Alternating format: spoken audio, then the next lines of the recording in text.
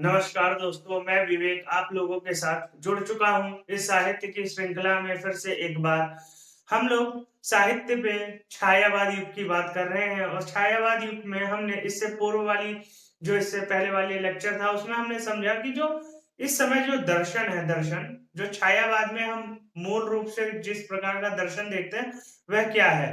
दर्शन को हमने समझा, दर्शन की जो परिभाषाएं थी विभिन्न विद्वानों ने उसको भी हमने जाना और जो छायावाद नाम है वह इसका क्यों रखा गया इसको भी हमने समझा। तो जो छायावाद है, छायावाद की जो प्रवृत्तियां हैं वह किस प्रकार से हैं हमें ये जानना है और इसके जो मुख्य मुख्य कवि हैं वह कौन है और उनकी जो रचनाएं हैं वह कौन सी हैं, हमें आज की क्लास में ये जानना है।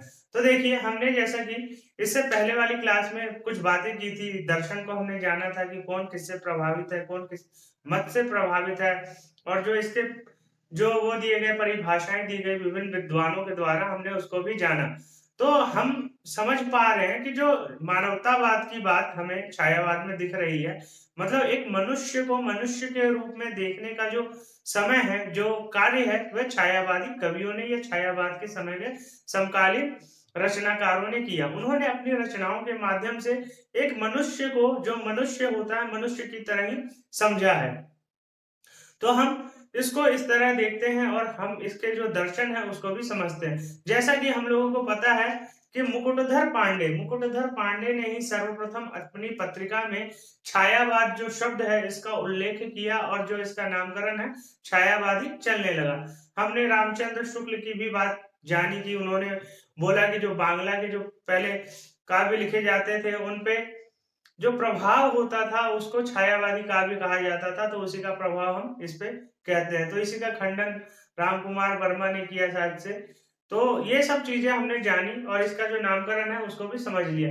हमने जो इसका मूल दर्शन था उसको भी जाना। आज देखिए, आज जो बात करनी है वो करनी है प्रवृत्तियों के ऊपर। तो प्रवृत्तियां हम समझते हैं कि छायावाद में किस प्रकार की प्रवृत्ति हमें देखने को मिलती है। जैसा कि हम लोगों को पता है कि जो 3 या 4 मुख्य प्रकार की प्रवृत्तियां हैं वह तो हमें हर काल में ही देखने को मिलेगा, जो है सामाजिक, राजनीतिक और सांस्कृतिक। ये प्रवृत्तियां तो हर काल में चलती आ रही हैं और इनका थोड़ा बहुत बदलाव हमें हर काल में ही देखने को मिलता है। तो जैसा कि हमें पता है जो छायावाद का युग है, जो छायावाद का समय है वह 1918 से 1936 तक का समय मानते हैं हम छायावाद। तो जो छायावाद है, तो छायावाद को हम जब समझ रहे हैं तो हम देख रहे हैं कि इस समय जो राजनीतिक परिस्थितियां हैं वह किस प्रकार से प्रभावित हैं आंदोलनों के कारण। गांधी जी 1915 में आ गए, उसके बाद भारत में हम देख रहे हैं विभिन्न आंदोलन हो रहे, स्वतंत्रता संग्राम चल रहे हैं, मतलब बहुत आंदोलनों का युग है। राष्ट्रवाद की भावना लोगों में चूर चूर कर भरी हुई है, ये सब चीजें हम देख रहे हैं। तो इसका जो प्रभाव है वह हमें साहित्य पर भी देखने को मिल रहा है। लेकिन जो संस्कृति है, संस्कृति पर भी इसका प्रभाव हमें देखने को मिल रहा है। जो पहनावा है, जो लोग पहले धोती कुर्ता पहनते थे अब वो शर्ट पैंट पहनने लगे। जो पहले खान पान, मतलब जो अंग्रेजों के आने के बाद थोड़ा उनके रीति रिवाजों को लोगों ने अपना लिया और अपने कल्चर को थोड़ा, मतलब दबाने की कोशिश की या मतलब थोड़ा भूल जाने के लिए प्रयत्न किए गए। तो ये सब चीजें हम देखते हैं कि दारू, शराब ये सब चीजें खूब चलने लगी। लोग मतलब बहुत ही ज़्यादा आकर्षित हो चुके थे। तो इस समय कल्चर जो है हमें सांस्कृतिक प्रभाव इस रूप में हमें देखने को मिलता है। शिक्षा की बात करें तो शिक्षा की बात जैसा कि हमें पता है जो लॉर्ड मैकाले आया उसने क्या किया, जो हमारे देश की शिक्षा प्रणाली थी उसको बदल दी। पहले गुरुकुल सिस्टम था लेकिन उसको खत्म करके इन्होंने स्कूली सिस्टम लाया और उसमें बहुत सारे बदलाव किए। तो वो सब चीज भी हमें देखने को मिलता है। तो देखिए छायावाद पर ये जो तीनों प्रभाव है, राजनीतिक, सामाजिक और सांस्कृतिक, वह अपना असर किस प्रकार डालते हैं। इन पर हमें राजनीतिक परिवार, राजनीतिक अगर उनको देखना हो प्रभावों को, तो हम जयशंकर प्रसाद के जो नाटक हैं या जो उनके उपन्यास है उनमें हम देख सकते हैं बहुत ही सुंदर तरीके से जो उन्होंने अपने नाटक रचे हैं, जैसे ध्रुव स्वामी और चंद्रगुप्त।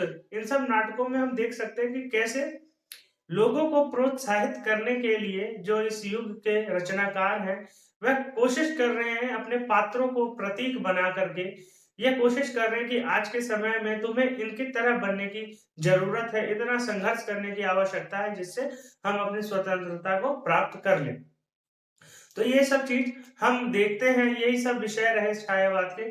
देखिए, अब हम इनकी प्रवृत्तियों को समझते हैं कि जो मूल रूप से जो प्रवृत्तियां थी जो साहित्य में हमें देखने को मिलती है वो किस प्रकार की थी, और उनमें मतलब ऐसा क्या था जो अपने पूर्ववर्ती काल मतलब द्विवेदी युग से अलग था, और महत्वपूर्ण विषय जो लिए गए छायावाद में वह क्या थे, तो उनको हम समझते हैं।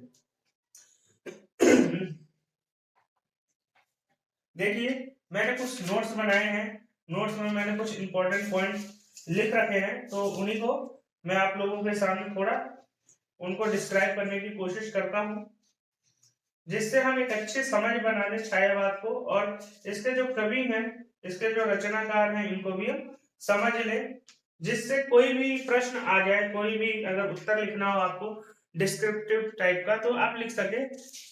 क्योंकि छायावाद से बहुत प्रश्न बनते हैं, कई लोगों को तो छायावाद का मतलब ही समझ में नहीं आता, और वो लोग कंफ्यूज रहते हैं कि ये छायावाद है क्या, इसमें क्या मतलब हो क्या रहा है। तो इस चीज को आप कंफ्यूजन मत रखिएगा और समझने की कोशिश कीजिए, और इसके जो प्रवृत्तियां हैं वो किस प्रकार से है इसको भी हम जानते हैं। देखिए, हमें जो बात करनी है वह बात करनी है छायावाद की प्रवृत्तियों पे। छायावाद छायावाद की प्रवृत्तियां।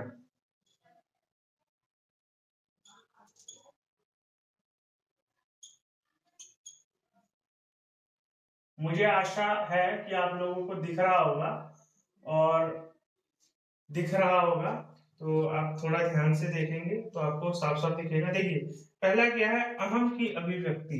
मतलब पहला हमें क्या देखने को मिलता है, अहम अहम की अभिव्यक्ति। मतलब खुद की अभिव्यक्ति को इन्होंने आधार बनाया है अपनी रचनाओं को। अपनी रचनाओं को रचने के लिए जो इन्होंने आधार बनाया है, जिस चीज को आधार के रूप में लिया है वह खुद को लिया है, और जो खुद के अंदर आने वाले भाव हैं, जो हमारे अंदर भाव होते हैं, जिन विचारों को हम व्यक्त करना चाहते हैं, उन्होंने किसी से प्रभावित होने की बजाय जो हम सोच पा रहे हैं, जो विचार हमारे मस्तिष्क में आ रहे हैं, उन्हीं को व्यक्त करने के लिए अपनी रचनाओं को आधार बना करके रचनाएं की हैं, और उन्हीं विचारों को व्यक्त किया है इन्होंने अपने रचनाओं में। देखिए, अहम की अभिव्यक्ति मतलब खुद की अभिव्यक्ति की है इन्होंने अपने रचनाओं के माध्यम से। उसके बाद देखते हैं जो दूसरी प्रवृत्ति है मुख्य, वह क्या है, व्यक्तिवाद की प्रधानता। देखिए, पहले क्या था, व्यक्तिवाद व्यक्तिवाद की व्यक्तिवाद की प्रधानता। व्यक्तिवाद की प्रधानता हमें देखने को मिलता है। व्यक्तिवाद की प्रधानता से यहाँ क्या मतलब है, यहाँ मतलब यह है कि जो व्यक्ति है वह कोई जाति या धर्म का व्यक्ति नहीं है, वह मनुष्य है, और मनुष्य होना ही पहले सबसे बड़ी कसौटी है कि वह मनुष्य है, और उसके साथ जो व्यवहार होने चाहिए वह मनुष्यों की तरह होने चाहिए, मनुष्य के साथ जो व्यवहार होते हैं उस तरह से होना चाहिए। तो इन्होंने व्यक्ति को महत्व दिया है, ना कि उसकी जाति को, ना धर्म को, ना ही उसके किसी पोस्ट को या उसके ओहदे को। व्यक्ति की महत्व दिया, अगर वो छोटा आदमी है या बड़ा आदमी है, मतलब उच्च वर्ग का या गरीब अमीर जो भी है, लेकिन जो मनुष्य है उसकी अभिव्यक्ति, उसकी भावनाओं को इन्होंने महत्व दिया है, ना कि सॉरी, ना कि उसके ना कि उसके धर्म को, ना ही उसके पैसे को। तो हमें व्यक्तिवाद की इसमें प्रधानता दिखता है, मनुष्य को इन्होंने महत्व दिया है। छायावाद में हमें क्या, मनुष्य का महत्व सर्वाधिक देखने को मिलता है। उसके बाद हम देखते हैं कि इसमें तीसरे नंबर पे हमें देखने को मिलता है विश्व मानवतावाद। विश्व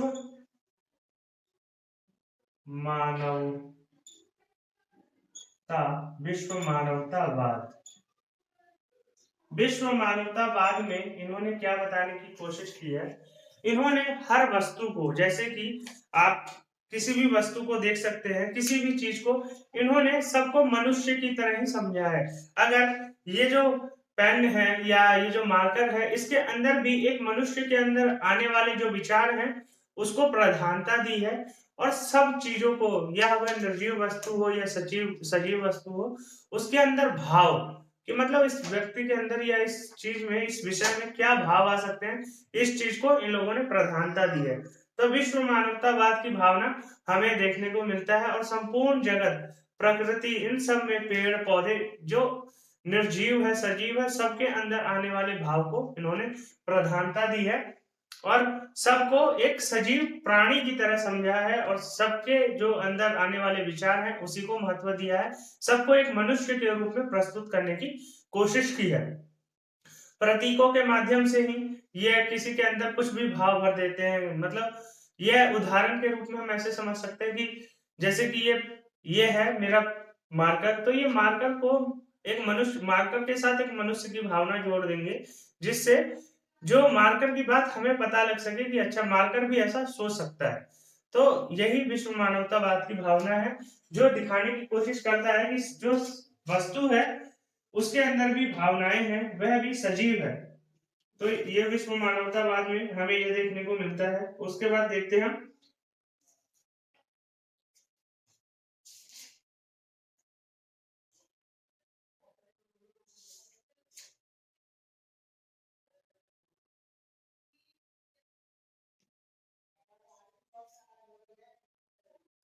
फिर हमें देखने को मिलता है प्रेम और औदार्य का उदार चित्रण। प्रेम और प्रेम और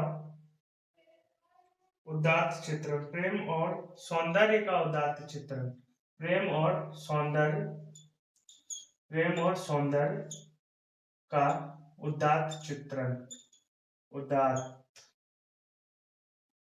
उदात्त, उदात्त चित्रण। देखिए, प्रेम और सौंदर्य का उदात्त चित्रण, उदात्त का मतलब होता है व्यापक, बहुत ही, मतलब जितना हो सकता है उस प्रकार से उसका वर्णन करना। तो हम देखते हैं इन्होंने इस समय जो प्रेम का वर्णन किया है वह प्रकृति के माध्यम से किया है। प्रकृति को सिंबल या प्रतीक प्रतीक बना करके, उसका उदाहरण दे करके, मतलब प्रकृति के माध्यम से एक मनुष्य के प्रेम को दिखाने की कोशिश की गई है। और जितना व्यापक वर्णन हो सकता है, जितने दूर तक इनके दृष्टिकोण या जितना दूर तक ये सोच सके, उतना हम इसमें व्यापक रूप से वर्णन को देख सकते हैं। और जो सौंदर्य का वर्णन है, जितना सुंदर, मतलब जितना सुंदर और सादा बना सकते थे उसको, उतना सुंदर बनाने की कोशिश की है। और यही जो चीज है, इनकी सादगी है, जो इनके काव्य में हमें देखने को मिलता है, यही सादगी हमें सौंदर्य के रूप में और प्रेम के रूप में दिखती है। और प्रेम और सौंदर्य का जो उदात्त चित्रण किया इन्होंने, ये बहुत ही विशेष महत्व का है। क्यों? क्योंकि इससे पूर्व जब रचनाएं रची जाती थी, जैसा कि हम रीतिकाल में देखते हैं, कितने अलंकारों का प्रयोग किया जाता था। इन्होंने अपनी कविताओं को बड़े ही साधारण शब्दों में, ज्यादा श्रृंगार अलंकार को ना इस्तेमाल करके, सिंपल सादगी भरे छंदों में लिख दिया। और इन्होंने छंद भी अपने अनुसार ही बनाए, इसको इन्होंने छंद भी अपने अनुसार बनाए और रचनाएं भी अपने अनुसार ही की है। तो जब प्रेम है, प्रेम इनके यहाँ हमें अश्लील ना लगकर सलील लगता है, मतलब सात्विक प्रेम लगता है। और सात्विक प्रेम और सौंदर्य भी जो है, सौंदर्य भी जो है हमारे अंदर एक सात्विक प्रेम को जागरूक करने की कोशिश करता है। तो ये चीज हम देखते हैं कि जो प्रेम है और सौंदर्य है, इसका बहुत ही उदात्त, जितना व्यापक चित्रण हो सकता है उतना करने की कोशिश की गई है।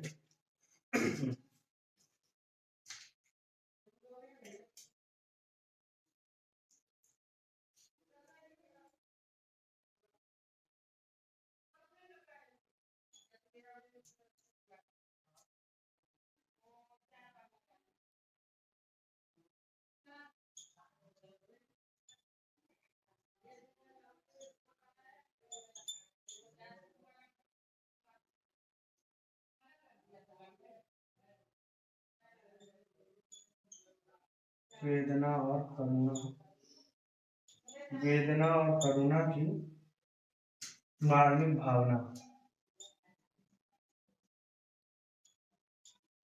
मार्मिक वेदना और करुणा की मार्मिक भावना। हम क्या देखते हैं कि इन्होंने अपनी वेदना के माध्यम से भी इतना सुंदर प्रस्तुत किया, अपनी वेदना को भी इस प्रकार प्रस्तुत किया है कि मतलब उसमें भी हमें सुंदरता देखने को मिलती है। अपने वेदना के माध्यम से उस मार्मिक पल को भी इतने सुंदर तरीके से प्रस्तुत किया है कि मतलब उसमें भी हमें बहुत ही ज्यादा मार्मिकता दिखती है, बहुत ही ज्यादा मतलब दया भाव करुणा भाव हमारे अंदर जागृत होता है।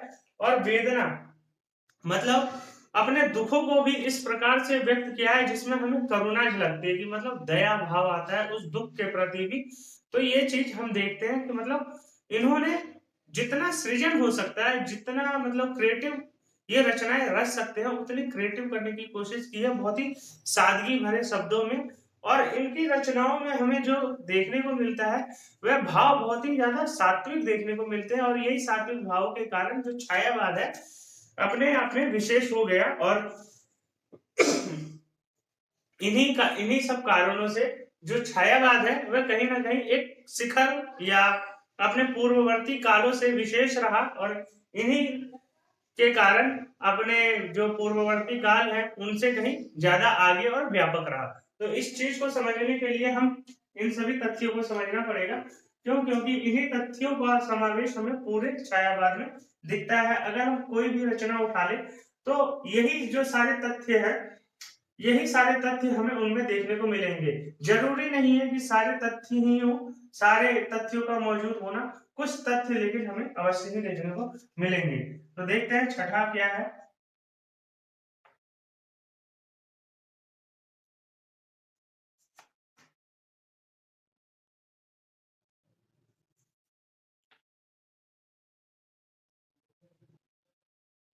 जीवन जगत से, जीवन जगत, जीवन जगत से भावात्मक जुड़ाव,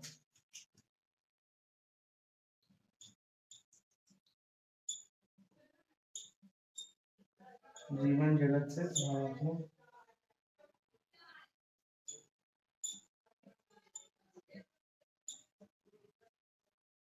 जुड़ाव, जीवन जगत से भावात्मक जुड़ाव। एक दो पॉइंट और है उनको मैं लिख देता हूँ, फिर सबको एक बार एक्सप्लेन कर दूंगा।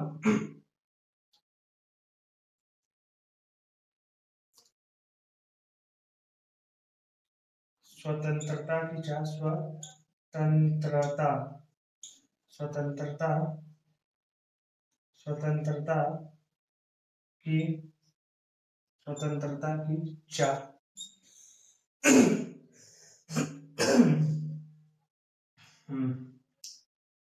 आठवां, स्वतंत्रता की चाह दिखती है और हमें दिखता है राष्ट्रवाद की भावना। स्वतंत्रता की चाह, उसके बाद स्वच्छंदता, स्वच्छंदतावाद, स्वच्छंदता, स्वच्छंदतावाद, स्वच्छंदतावाद दिखता है। उसके बाद हमें क्या देखने को मिलता है, उसके बाद राष्ट्रीय भावना की अभिव्यक्ति, राष्ट्रीय भावना की अभिव्यक्ति, राष्ट्रीय भावना, राष्ट्रीय भावना की अभिव्यक्ति, राष्ट्रीय भावना की अभिव्यक्ति, अभिव्यक्ति, राष्ट्रीय भावना की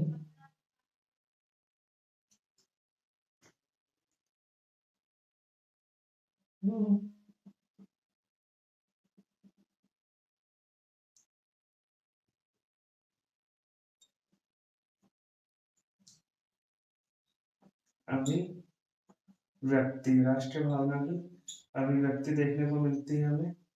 और हम क्या देखते हैं, वर्णन प्रधान शैली के विरुद्ध विद्रोह, 10वां पॉइंट।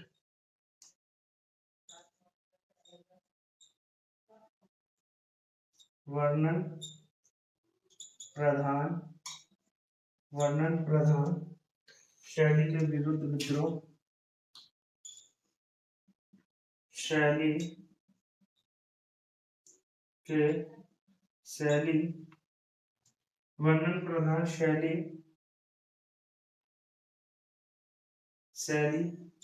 के विरुद्ध विद्रोह, विरुद्ध विरुद्ध विद्रोह। और देखने को हमें मिलता है 11वें नंबर पर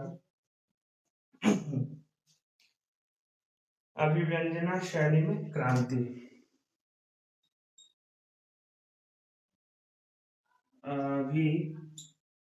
अभिव्यंजना शैली में क्रांति,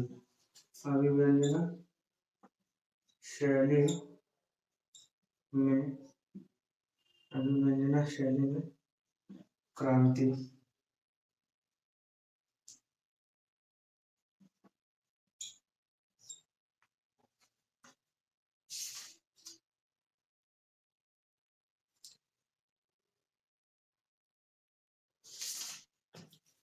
तो देखिए अब जो पॉइंट रह गए थे उनको इलैबोरेट करता हूं मैं। देखिए क्या है कि जैसा कि हम लोगों ने चर्चा कर ली थी वेदना और करुणा की मानवीय भावना था, उसके बाद है जीवन जगत से भावनात्मक जुड़ाव।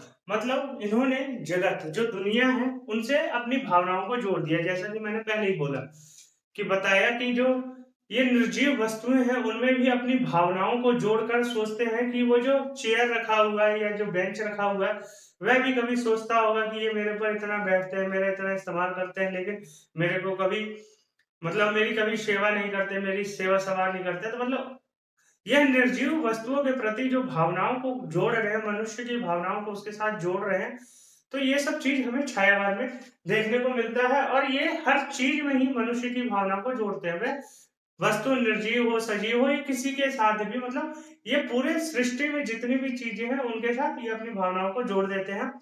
और खासकर प्रकृति के प्रतीकों का इस्तेमाल करके प्रकृति में जितने भी तत्व हैं, पेड़ पौधे जानवर पशु पक्षी, इनके साथ पानी झरना पानी, इन सब के साथ अपने भावों को जोड़ करके हम देखते हैं। जैसे कि हम प्रसाद की कविताएं पढ़ते हैं, झरना लहर आंसू, तो इन सब चीजों में वे जोड़ते हैं भावनाओं को, मनुष्य की भावनाओं को जोड़ते हैं और उसको अभिव्यक्त करते हैं कि कैसे मतलब ये जो स्थिति है इसमें ये जो स्थिति में ये जो बातें निकल कर आ रही है, ये जो विचार है उसके अंदर भी आ रहे होंगे, उस चीज में भी, उस निर्जीव चीज में भी, उस निर्जीव वस्तु में भी वो सब विचार हमें देखने को मिलते हैं। तो ये सब चीज हमें देखने को मिलता है। स्वतंत्रता की चाह, स्वतंत्रता की चाह मतलब इसमें किस प्रकार की स्वतंत्रता की बात की गई है पहले मैं एक्सप्लेन कर दूं। ये जो स्वतंत्रता है ये देश की आजादी वाली स्वतंत्रता की बात नहीं है, ये है हर चीज से मुक्त हो जाना, किसी भी चीज कोई भी बंधन मनुष्य को बांध ना पाए, वो फिर पारिवारिक बंधन हो या किसी भी प्रकार का बंधन, मतलब वो फिर शरीर का ही बंधन क्यों ना हो, किसी भी बंधन से मतलब आप स्वच्छंद हो जाएं, आप एक ऐसे मुक्त प्राणी हो जाए जिसको कोई भी बांध ना सके रोक ना सके, तो इस प्रकार की स्वतंत्रता की बात ये कहते हैं। और स्वच्छंदतावाद मतलब कोई नियम कानून जो है वह लोगों पर लागू ना हो। स्वच्छंद और स्वतंत्र का फर्क समझ लेते हैं पहले। देखिए स्वतंत्र होता है, स्वतंत्र मनुष्य को कुछ नियम कानून का फॉलो करना पड़ता है, लेकिन जो स्वच्छंद होता है उसके लिए कोई नियम कानून किसी भी चीज की बाधा नहीं होती। तो यही दोनों में मेन फर्क है। तो स्वतंत्रता की चाह भी है उस मनुष्य में, और स्वच्छंदतावाद मतलब स्वच्छंदतावाद को भी मानता है, इस विचारधारा को भी वो मानता है कि मतलब हमें सभी नियम कानूनों से ऊपर होना चाहिए, क्यों? क्योंकि हम मनुष्य हैं। तो इस चीज की भी भावना हमें इन काव्यों में या इन रचनाओं में देखने को मिलता है। राष्ट्रीय भावना की अभिव्यक्ति, ये जो चीज है, ये जो विषय है, ये हमें सबसे ज्यादा प्रसाद, जो जयशंकर प्रसाद के नाटक हैं या जो उनके काव्य हैं उनमें हमें सर्वाधिक रूप में देखने को मिलते हैं। और उस समय के जो अन्य कवि और हैं समकालीन कवि, जैसे कि सूर्यकांत त्रिपाठी निराला, महादेवी वर्मा, सुमित्रा नंदन पंत, और जो राम कुमार वर्मा, इन सब में भी हमें देखने को मिलता है। और सर्वाधिक मात्रा में अगर हम कहें तो जयशंकर प्रसाद में हमें देखने को मिलता है राष्ट्र की भावना। कि ध्रुव ध्रुव स्वामी जब उन्होंने अपना नाटक लिखा तो उसमें दिखाते हैं कि एक नारी जो है वह कैसे अपनी मुक्ति के लिए कार्यरत है। मतलब वो चाहती है कि मैं अपने पति से मुक्त हो जाऊं और उससे मुक्त हो जाऊं, मतलब उसके अंदर मुक्ति की भावना है कि मतलब मुझे एक ऐसे भीरू पुरुष के साथ नहीं रहना जो मेरी आत्मसम्मान की रक्षा ना कर सके। आत्मसम्मान की बात भी हमें इस समय देखने को मिलता है। और वर्णन वर्णन प्रधान शैली के विरुद्ध विद्रोह, मतलब जो छायावाद से पहले जिस शैली का, जिस पद्धति का प्रयोग किया जाता था, वह कहीं ना कहीं हमें देखने को मिलता है कि वह शैली जो है वह पुरानी हो चुकी है। उसमें जो प्रतीक हैं, प्रतीक वो पुराने हो चुके हैं। वे जो अलंकार है, वे जो काव्य रचने के लिए रचनाएं, वो सब पुराने हो गए। उसमें नए चीजों का समावेश आवश्यक है। मतलब नए चीजों को अब हम समावेश करेंगे। जैसे कि पहले हम किसी को सुंदर कहने के लिए चांद का उदाहरण देते थे, लेकिन अब वो चांद का उदाहरण ना देकर के गुलाब का उदाहरण देते हैं कि उसकी तरह सुंदर और कोमल हो तुम। तो ये प्रतीक है। मतलब हमने ऐसे ऐसे उदाहरण अपने लिए बना लिए जो हमें अब पसंद आने लगे हैं। तो ये इस तरह का बदलाव हमें इस काल में देखने को मिलता है। और क्या देखने को मिलता है? वर्णन प्रधान शैली के विरुद्ध विद्रोह, ये हमने कर लिया। अभिव्यंजना शैली में क्रांति, मतलब इन्होंने अपनी बात को व्यक्त करने के लिए ऐसे प्रतीकों का इस्तेमाल किया। जैसे कि मैंने अभी आपको बताया, मैंने बताया कि पहले जो चांद, किसी को सुंदर बताना तो कहते थे तुम्हारा मुखड़ा जो है, जो तुम्हारा चेहरा चांद जैसा है। लेकिन अब मेरे को किसी को सुंदर बताना तो मैं कहूंगा तुम गुलाब सी लग रही हो, गुलाब जैसा तुम्हारा चेहरा है। तो बात जो मैं अपनी भावनाएं व्यक्त करना चाह रहा हूं, मैंने उसको सुंदर ना कह करके डायरेक्ट गुलाब से जोड़ दिया, तो वो समझ गई कि हाँ ये मेरे को सुंदर या वैसा बताना चाह रहा है, तो वो समझ गई। तो अभिव्यंजना शक्ति जो है इसमें, जो अभिव्यंजना शैली में, तो ये चीजें हमें देखने को मिल रही है कि ये बातों को, अपनी बातों को प्रतीकों के माध्यम से लोगों तक पहुंचाने की कोशिश कर रहे हैं। तो ये सब तथ्य हमने देख लिया। हम देखते हैं एक शब्द है प्रतीक, मेरे ख्याल से कुछ लोगों को समझ नहीं आ रहा होगा, तो मैं बता दूं प्रतीक का मतलब क्या होता है। प्रतीक को मैं थोड़ा समझा देता हूं। प्रतीक होता है किसी भी बात को मुझे कहना है, किसी भी बात को अगर मुझे आपको कहना है, तो उस बात को मैं आपको सीधे तौर पे ना कह करके आपको उस चीज का नाम बता दूं, या कोई ऐसी चीज का नाम बता दूं जो उस बात को एक्सप्लेन कर दे। जैसे कि मेरे को कहना है कि तुम बहुत ही ज्यादा सुंदर या तुम बहुत ही ज्यादा गोरी हो, तो मैं कह दूंगा तुम दूध जैसी लग रही हो। मतलब दूध जैसी, दूध जो है आपको पता ही है साफ होता है, उसका जो रंग है सफेद होता है। या जो, मतलब मैंने अपनी बात को कहने के लिए उस वस्तु का इस्तेमाल कर लिया, या उस सिंबल का यूज कर लिया जो उस चीज को व्यक्त कर रही है, उसको हम प्रतीक कहते हैं। इंग्लिश में इसके लिए जो वर्ड होता है वो होता है सिंबल। इंग्लिश में इसके लिए जो वर्ड है सिंबल, इसके लिए सिंबल वर्ड का प्रयोग किया जाता है। तो देखिए, जैसे कि एग्जाम्पल से ही हम समझ लेते हैं, एक एग्जाम्पल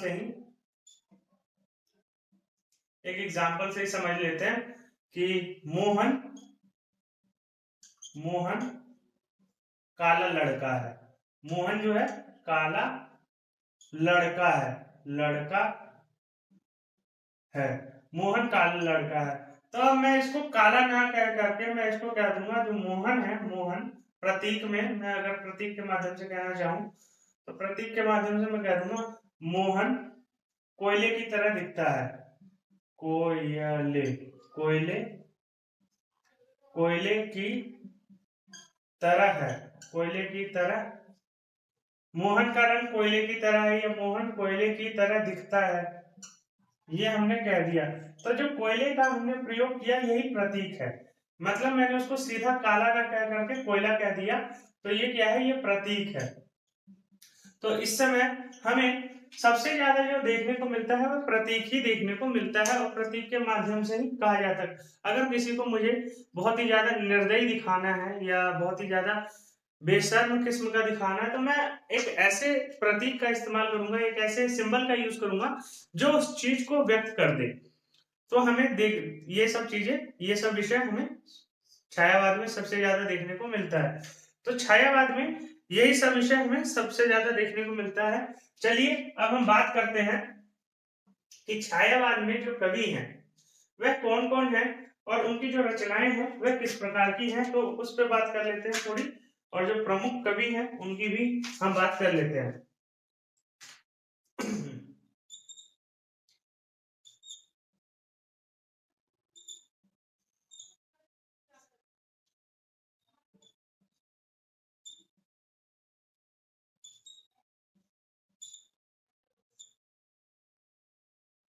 जो छायावाद के प्रमुख कवि हैं जिनको हम स्तंभ भी मानते हैं, उनमें से जो पहला नाम है वह तो जयशंकर प्रसाद का है।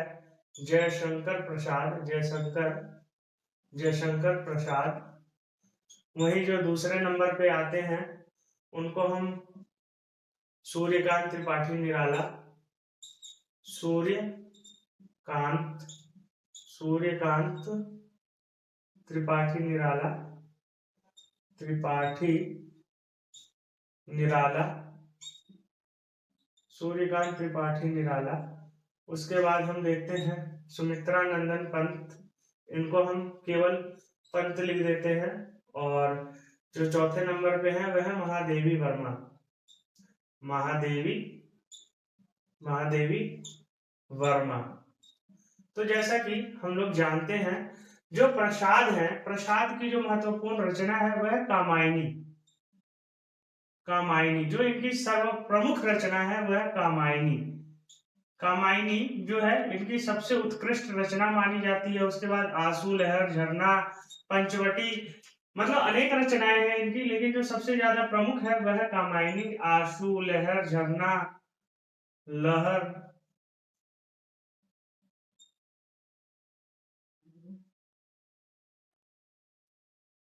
लहर, झरना आदि।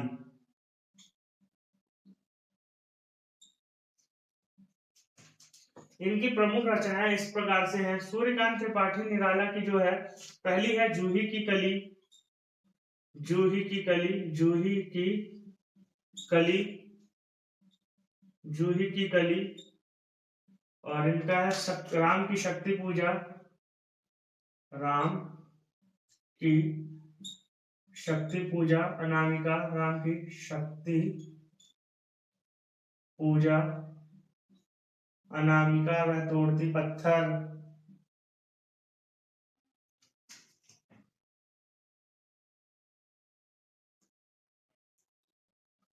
अनामिका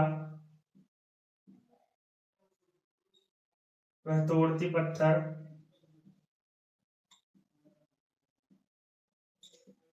कुकुरमुत्ता वह तोड़ती पत्थर इलाहाबाद के पथ पर। मतलब इनकी जो प्रमुख रचनाएं, बहुत रचनाएं हैं इनकी, लेकिन जो प्रमुख है जो मुझको ध्यान है वह मैं आपको बता रहा हूँ। इनकी जो पंथ की रचना है वो है पहले पल्लव।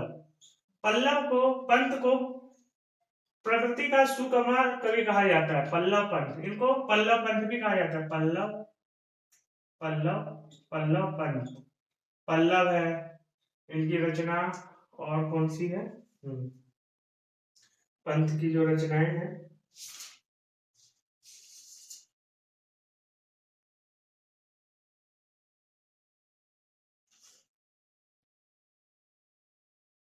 हाँ, गुंजन, युगवाणी इनकी है, गुंजन, गुंजन है, गुंजन, युगवाणी, गुंजन, युगवाणी, गुंजन, युगवाणी आदि। अभी हम इन रचनाओं पर भी बात करेंगे, इसलिए मैं यहाँ थोड़ा थोड़ा लिख दे रहा हूँ। महादेवी वर्मा की जो मुख्य रचनाएं हैं उनको भी हम एक बार देख लेते हैं कि कौन कौन सी जो रचनाएं हैं इनकी मुख्य रचनाओं में आती हैं। तो महादेवी वर्मा की हम अगर देखें, रश्मि है, दीपशिखा, रश्मि, दीपशिखा, रश्मि है, फिर है दीपशिखा, दीप शिखा, रश्मि, दीपशिखा, रश्मि, दीपशिखा, और रश्मि, दीपशिखा, और उनकी कौन सी रचनाएं हैं। हाँ,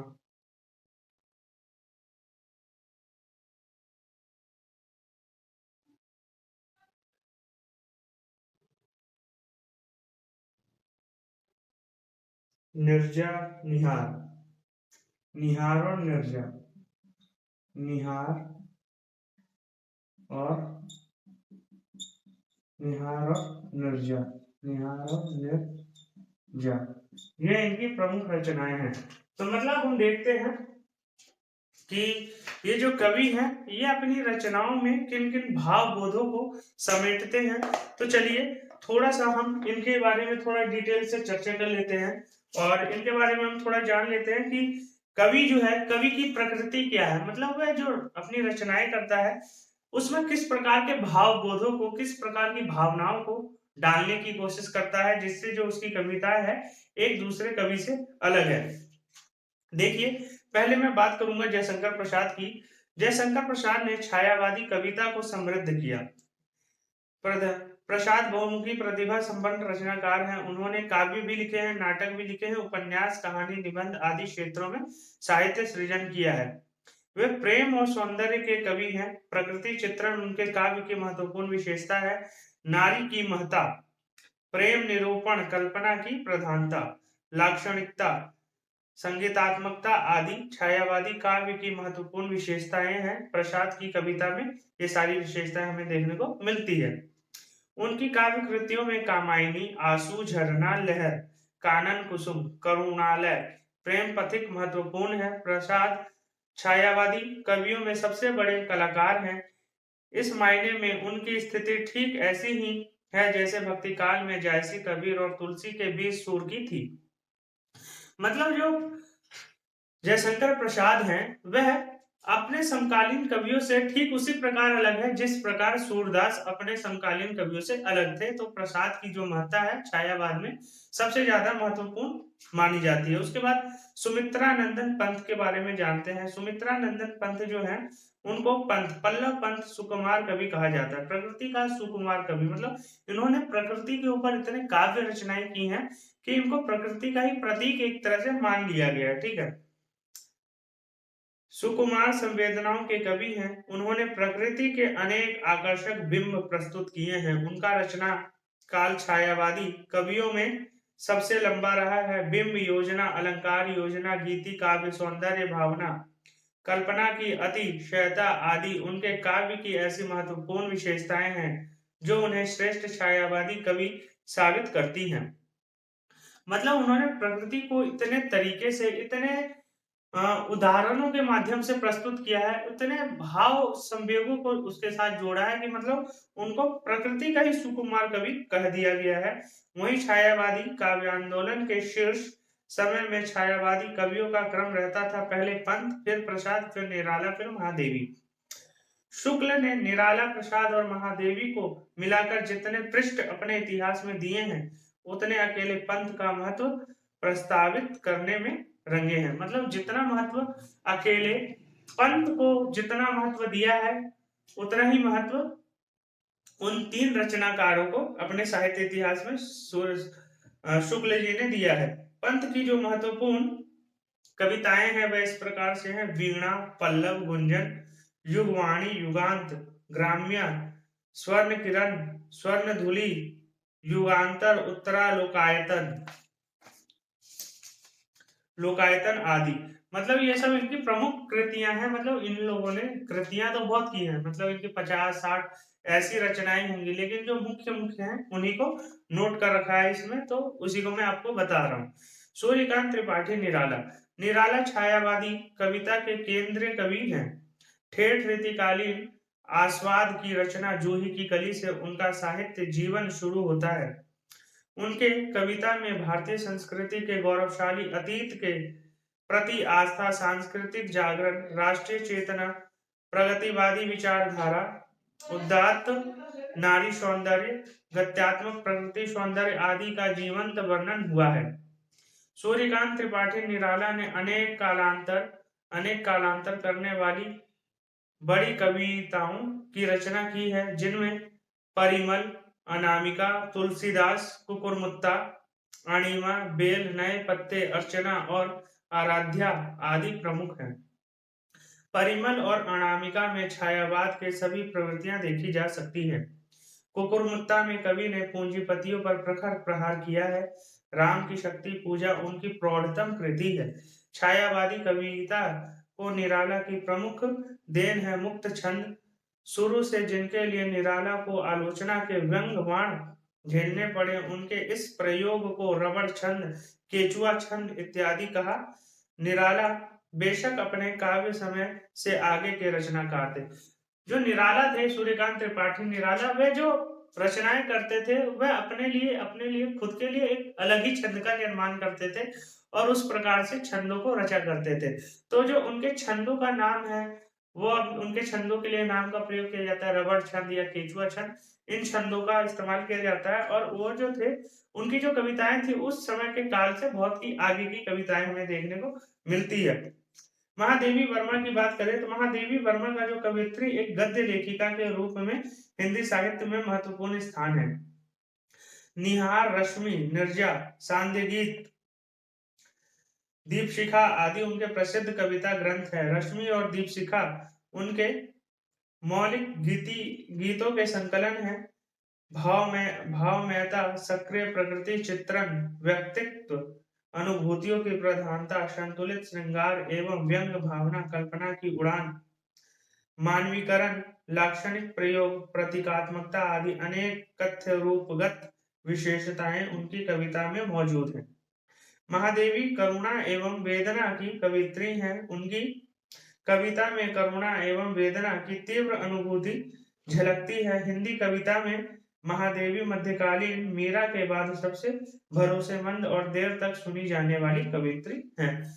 मतलब महादेवी वर्मा को हमने मीरा के समान या मीरा की तरह ही इनको एक उपाधि दी है और इनको सबसे ज्यादा जो मध्यकाल के युग में उसके बाद जो सुनी जाने वाली कवित्री है वह महादेवी वर्मा ही है।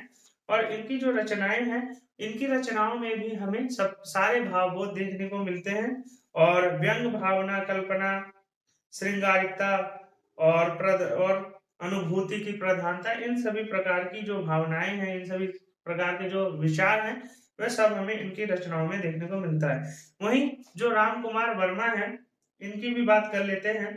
राम कुमार वर्मा का स्थान छायावाद में महत्वपूर्ण स्थान है। अंजलि, अभिशाप, रूप राशि, चित्ररेखा, चंद्र किरण, संकेत, जोहर, एकलव्य आदि इनके प्रसिद्ध काव्य ग्रंथ हैं। प्रकृति प्रेम, रहस्य भावना, वेदना, निराशा, व्यक्तिवाद आदि अनेक काव्य की महत्वपूर्ण विशेषताएं हैं। छायावाद के आखिरी दौर में रहस्य भावना को एक प्रमुख प्रवृत्ति के रूप में स्थापित करने में उनका खास योगदान रहा है। डॉक्टर रामकुमार वर्मा को एकीकार और साहित्यकार, इतिहासकार के रूप में प्रतिष्ठा प्राप्त हुई है, लेकिन छायावादी अच्छे कवि के रूप में वे कई मायने में अलक्षित रह गए हैं। इसका कारण उनका छायावादी काव्य परिदृश्य में देरी से दिखाई देने वाली उपस्थिति भी है। राम कुमार वर्मा जो है, ये छायावाद में हमें बिल्कुल अंतिम समय में आते हुए दिखते हैं, इसीलिए इनके काव्य को छायावाद में बहुत ही ज्यादा निम्न या बहुत ही नूतन रूप में हम इनको जानते हैं। लेकिन जो छायावाद के कवियों में एक और नाम हमने आज जाना, वह है राम कुमार वर्मा। ये भी छायावाद में आते हैं और इनकी कविताओं को भी हम रखते हैं। लेकिन इनकी कविताओं में, इनके काव्यों में, रचनाओं में जिस भावबोध का हमें कमी दिखती है अपने पूर्ववर्ती या अपने समकालीन कवियों से, उससे थोड़ी अलग है। तो यही सब चीजें हमें छायावाद में देखने को मिलती है और इन्हीं की जो रचनाएं हैं, यही सब जो रचनाएं हैं, यही छायावाद की महत्वपूर्ण रचनाएं हैं। तो हमने जान लिया छायावाद की प्रवृत्तियों को, हमने जान लिया इनके रचनाकार जो महत्वपूर्ण है उनको भी हमने जान लिया। ये जो रचनाकार है चार, इनको छायावाद का स्तंभ भी कहा जाता है। तो इन चारों ये जो चारों हैं, यही सर्वाधिक महत्वपूर्ण कवि हैं छायावाद के। इन्हीं चारों के ऊपर छायावाद का सारा बेड़ा आता है। तो हमने एक एक करके सबके बारे में थोड़ा थोड़ा जान लिया और इतना बहुत है। अगर आप किसी भी डिस्क्रिप्टिव टाइप के आंसर्स लिखेंगे, तो अगर आपको इन सब की नॉलेज होगी और इन चारों की नॉलेज होगी, तो आप बहुत ही अच्छा उत्तर लिख पाएंगे। और आप अगर एमसीक्यू टाइप्स के जो मल्टी टाइप के जो आते हैं क्वेश्चन, जो अगर आप परीक्षा की तैयारी कर रहे हैं, तो उसमें भी ये बहुत ज़्यादा सहयोगी रहेगा। तो आप लोग तैयारी करते रहिए और मेरे साथ जुड़े रहिए। आप लोगों को हिंदी साहित्य में एक ऐसे विज़न मतलब एक ऐसा दृष्टिकोण आप लोगों को मिल जाएगा कि आप किसी भी एग्ज़ाम को या किसी भी प्रश्न को आप अपने तरीके से सॉल्व करने लगेंगे, चीज़ों को जोड़ने लगेंगे और चीज़ों को जोड़ के आप आंसर खुद ही निकाल लेंगे। तो मुझे आशा है आप लोगों को छायावाद में ये सब बातें समझ में आई होंगी और आपको क्लास कैसी लगी कमेंट करके बताइएगा ज़रूर और आज के लिए इतना ही, धन्यवाद।